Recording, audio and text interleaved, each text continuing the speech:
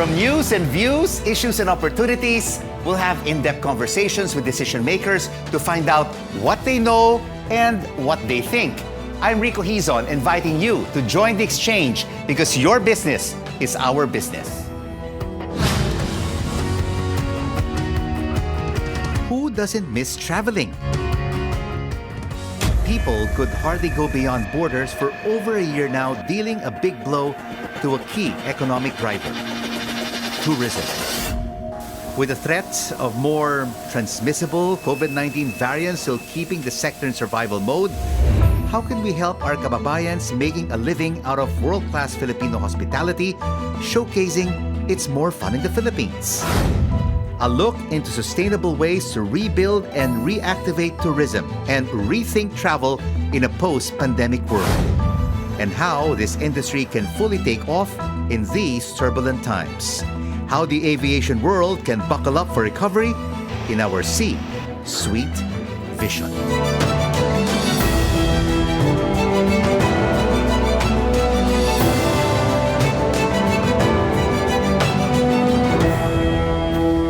This Tourism Month, we zoom in on a sector that once infused trillions of pesos into our economy and created millions of jobs for our kababayans. Is it still more fun in the Philippines for the battered tourism sector? Let's now have an exchange with Secretary Berna Romulo Puyat. Sec Berna, thank you so much for joining us. The tourism industry has been hit hard. You have lockdowns, flip-flopping of restriction policies for many in the industry. It's not fun anymore in the Philippines. Well, we want to make it safe and fun in the Philippines still. But I understand what you mean. Tourism is one of the hardest hit by the pandemic. Last 2018, the contribution of tourism to the GDP of the country was at 12.8%. Now, because of the pandemic, it decreased to 5.4% in 2020.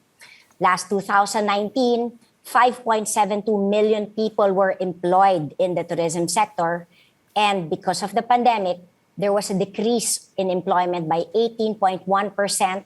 So it's now down to only 4.68 million in 2020. Wow, a huge reduction, Sec Berna. Huge. And then, of course, you have UK-based Oxford Economics saying domestic tourism will only likely start to recover as early as next year. But the rebound on foreign travel will have to wait until 2024.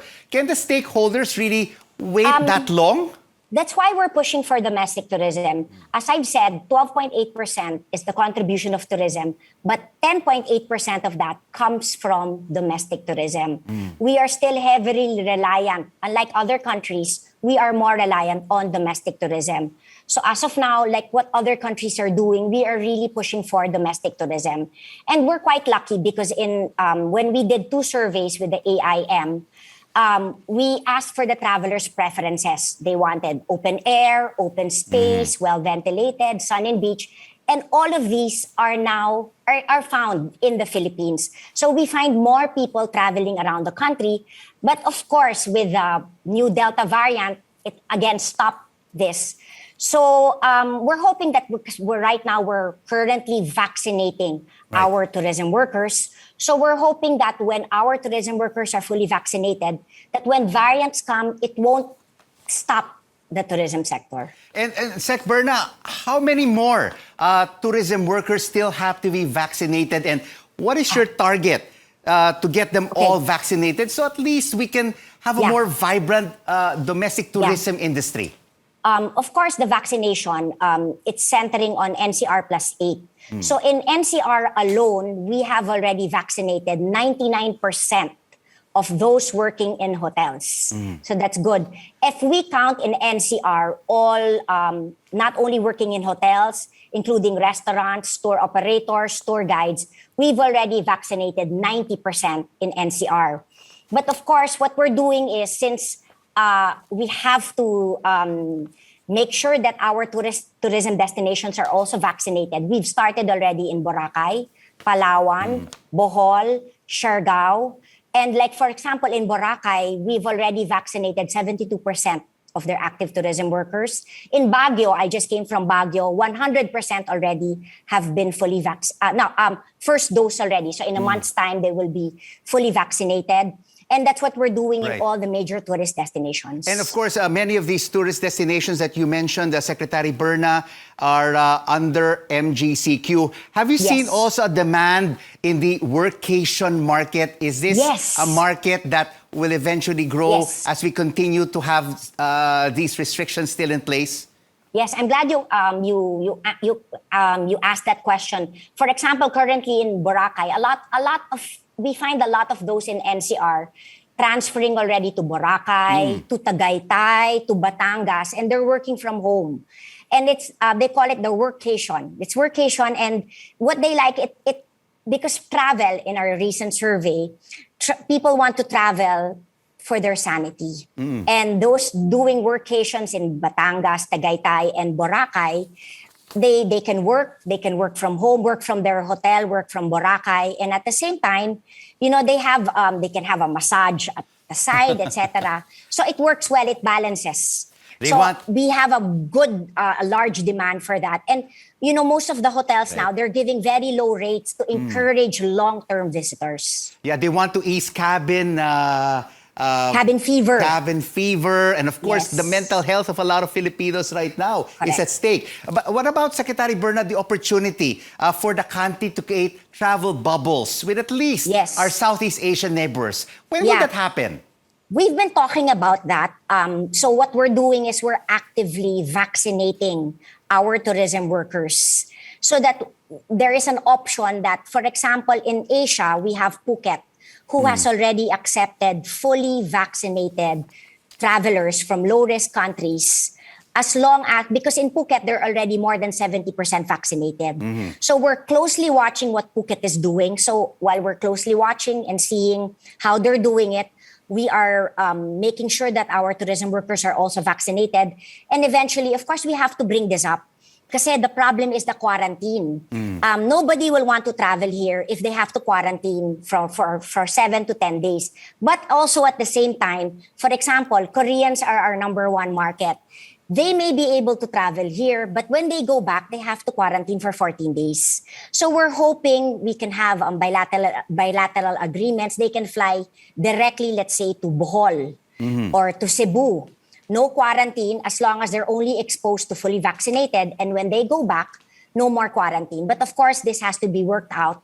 But as of now, what we're doing is we are aggressively vaccinating our tourism workers. So not only to protect the travelers, but to protect our workers. We have to revive the Philippine tourism industry sooner rather than later. Thank you so much for this exchange, Tourism Secretary Berna Romulo Puyat. And now here's a rundown of the week's top business stories. Prices of basic goods and services increased at a faster rate to 4.9% in August. Economists say higher inflation will likely temper growth and make life more difficult for our kababayans. Over 3 million of our kababayans had no jobs in the month of July, while 8.7 million were underemployed, the highest in 6 years. And this means a significant number of employed Filipinos needed more sources of income to get by. And the Japan Credit Rating Agency maintains its stable outlook on the Philippines and affirms its A- rating, while S&P Global Rating says its credit score will largely depend on the pace and the scale of the country's recovery. And straight ahead on Exchange, where your business is our business. The pandemic did not stop billionaires from increasing their wealth. Forbes magazine reveals who are the richest Filipinos.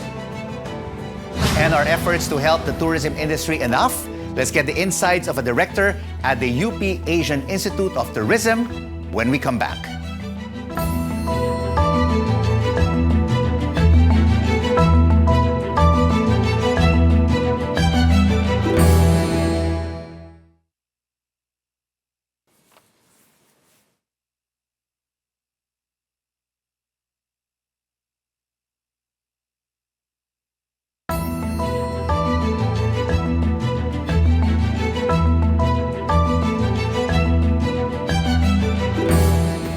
Glad you're staying with us right here on The Exchange, where your business is our business. I'm Rico Hizon.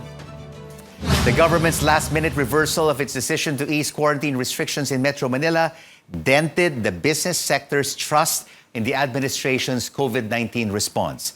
A number of business groups said the government should be more careful in its announcements and factor in the impact on operations.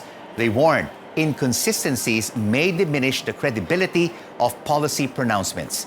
Akbayan Party List is urging the government to reimburse small businesses affected by what it describes as careless and impulsive actions. In my interview on The Final Word, Vikings buffet marketing consultant Stella C. said abrupt policy changes cost food businesses millions of pesos on top of pandemic-induced losses, and this affects thousands of workers who are at risk of pay cuts or displacement. Nahihirapan na kami. It's because we would always have to adjust our seating arrangement kasi una 10%, 30%, and then 50%. And then we would always have to adjust our marketing budget. Like what happened last July 26 when they declared na no more dine-in. Sana nakikita nila yung mga nagka-trend na pictures, yung narinig nila yung mga empleyado namin, kung gaano na sila kahirap, gaano na sila nahihirapan. But, pag walang pasok, they will have to look for rackets. Diba? They will have to look for rackets. And kahit naman nag-lockdown, hindi naman bumaba yung cases. Well, our country is rich in natural attractions. That's why our white sand beaches are among the go-to places, especially for foreigners. But with the COVID-19 pandemic still stalling travel, our once thriving tourism industry continues to struggle. Let's now have an exchange with Ramon Alampay of the UP Asian Institute of Tourism. Mr. Alampay, thank you so much for joining us. How can the tourism industry recover when the government changes restriction levels of destinations every 2 weeks or so, which is impacting business and travel movements? Yeah, we really need to have more strategic responses to this. There's a big cost to the tourism businesses to reopen and close at every week. But many of the big factors are not in the control of the tourism industry. It's really the pandemic response. We need to vaccinate. We need to ensure that our communities are safe, and that will bring confidence back to the tourists. They will want to go back to different places that they used to go to. And Mr. Alampay, earlier we spoke with Secretary Berna Romulo Puyat, and she said that they're trying to get as many tourism workers vaccinated in key destination areas around the country like Boracay, Siargao, Baguio. Is this the way to go for tourism to get back on its feet? I think the destinations they're prioritizing, at least the ones that you mentioned, most of them are international destinations. I think the key really is to have our domestic destinations, the regional destinations, open up to the domestic and regional users. You mentioned Baguio. Baguio is popular, is easily we can go there easily because people can take their vehicles and go there, and people are still afraid of public transportation. So that's the key. And my point about reviving the domestic hubs or the regional hubs is because a large majority of our enterprises are outside those main destinations. The workers that are in the small businesses that are most affected, most vulnerable, are outside those international hubs. At this point, the tourism industry is treading water. It's just trying to survive. And I think the immediate priority as far as emergency response should be those outside the international destinations. So you're saying then, Mr. Alampay, there's not much for tourism businesses to do right now, but just wait. Well, if the regional economies, like for example, a region like Bicol, if they can be opened up safely for inter-province or intra-regional travel, just within that bubble of a region, there can be enough activity, assuming that they can do it safely, there can be enough activity and dispersion of local economic benefits that businesses and workers can survive, can at least can do that. But at this point, Mr. Lampay, with the lockdowns, many tourism establishments have closed completely, except for hotels and resorts, offering quarantine rooms and serving the occasional demand for workations. Yeah, because I think the focus has been on traditional tourism, which is overnight travel by long haul visitors. But there's a lot of opportunity we can have on day visits, excursions, outdoor recreation. Those kinds of activities can stimulate small businesses, food, water, for example, bikers or joggers. I think that's very important. There's very strong latent demand, not just for tourism, but also for outdoor recreation, outdoor activities. But unfortunately, our guidelines right now discourage that. But from the looks of it then, travel bubbles with our regional neighbors seems to be out of the question in the near term. It's very difficult to implement that, because one of the things that the tourists and the operators are complaining about is that if you cross between borders of LGUs, there are inconsistent policies regarding access, mobility, quarantine guidelines, etc. And at least if you do it within a region or within a province, hopefully it's easier to coordinate between LGUs. But inter-regional, that's the big challenge. There are policy challenges to that. Indeed, a lot of challenges facing the tourism industry today and going forward. Thank you so much for this exchange, Ramon Alampay of the UP Asian Institute of Tourism. Forbes Philippines reveals the wealth of the country's richest jumped by 30% to 3.95 trillion pesos this year, despite the COVID-19 pandemic. The US-based magazine says the wealth of more than half of the list increased, with 4 of them adding over 50 billion pesos each. The C siblings of SM remain the richest with a combined net worth of 830 billion pesos. They're followed by property tycoon Manny Villar and ports magnate Enrique Razon Jr. Also included in the top 10 are Lance Gokongwei and his siblings, Jaime Zobel de Ayala, Ramon Ang, and Converge founders Dennis Uy and Maria Grace Uy, who made it to the top 10 for the first time. Rounding up the list are Jollibee's Tony Tangkakyong, SMC President and CEO Ramon Ang, and the T siblings of Metro Bank. And still ahead on the exchange, where your business is our business. The country's flag carrier files for bankruptcy in the US with restrictions stifling travel. How can the aviation sector fully take off? And meet Big Gu, South Korea's first ever honorary rescue dog. Keep it right here on CNN Philippines. News you can use, news you can trust.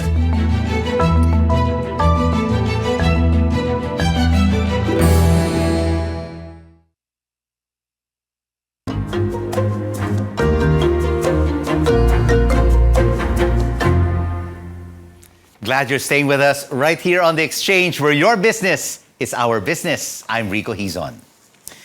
Philippine Airlines filed for bankruptcy in the United States as it continues to struggle financially due to the global health crisis. But the flag carrier is optimistic it can emerge from the Chapter 11 bankruptcy process before the end of the year. PAL President Gilbert Santamaria assured the public it will be business as usual and that no worker will be laid off. Aviation expert Greg Waldron said this is a good move for PAL as it will help the airline get back on its feet. Certainly challenging because the issues that drove PAL to these desperate straits, if you will, still prevail. I mean, the COVID-19 pandemic is as persistent as ever. And even with vaccines being rolled out, we're still finding a very serious reluctance on the part of governments to open up wholesale air travel, which is really fundamental to keeping airlines going. And also the competitive pressures on PAL are going to still be there. You have Cebu Pacific, very well-run airline. You have Philippines Air Asia as well, Air Asia low-cost carrier. These are pretty solid competitors. From airlines to travel operators to hotels, the health crisis has brought tourism to its knees.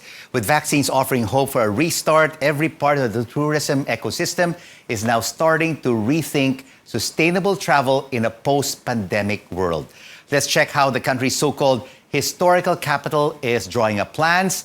We now have an exchange with Rosel Sangalang of Cavite's Tourism and Cultural Office. Rosel, thank you so much for joining us. The province has 23 cities and municipalities na may kanya-kanyang tourism value, from historical sites, natural attractions. You also have farm tourism. Gaano naapektuhan ng pandemya ang dating masiglang tourism industry ng probinsya? It was very challenging for Cavite, no po? At the onset of 2020, we had the Taal eruption.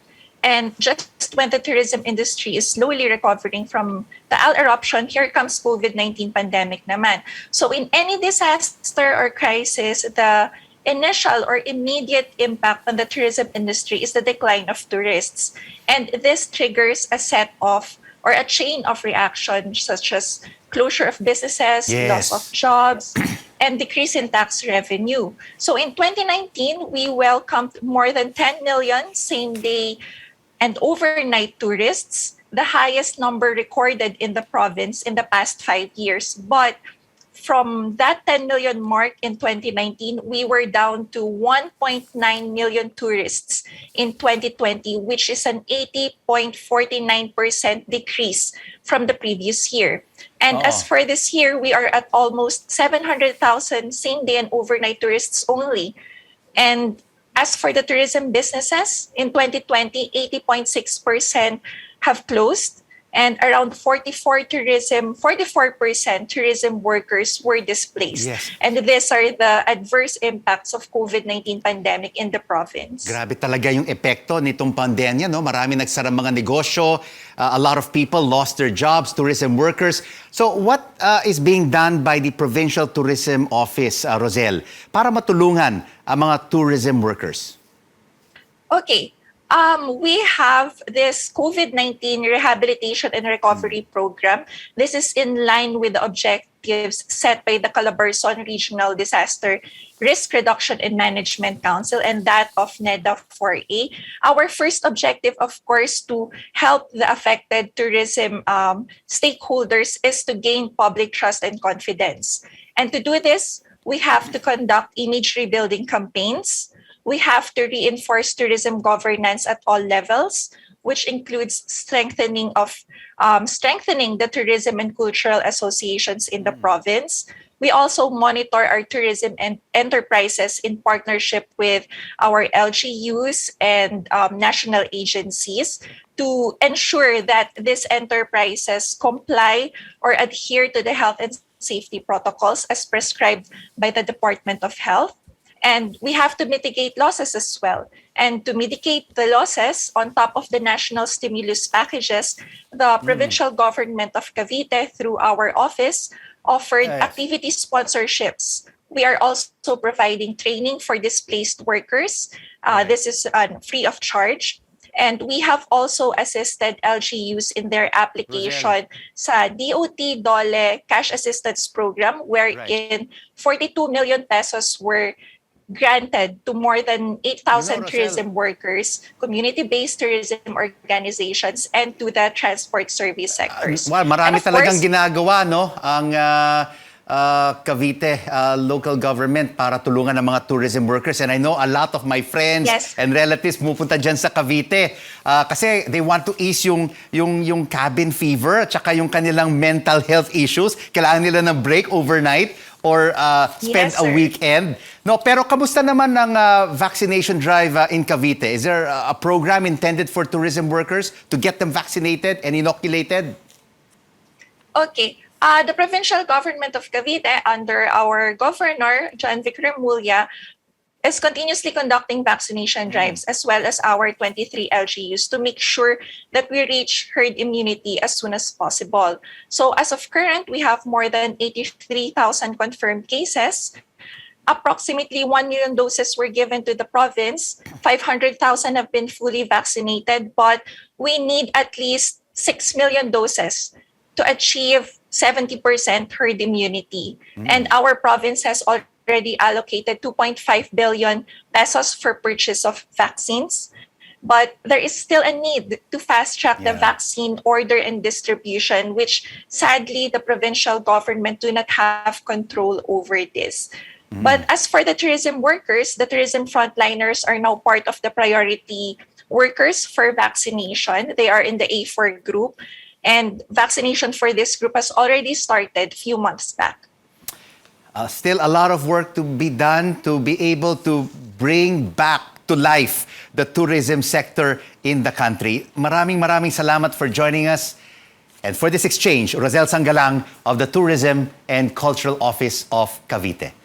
And before we go, we leave you with the story of a heroic dog in South Korea.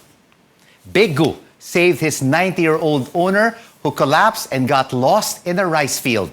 The 4-year-old dog kept her warm for 40 hours until help arrived. Big Gu was awarded for his courage, becoming the country's first ever honorary rescue dog. And this is the exchange. We make sense of the facts and the figures and the ups and downs of the business cycle, because your business is our business. I'm Rico Hizon. Thanks for watching CNN Philippines. News you can use. News you can trust.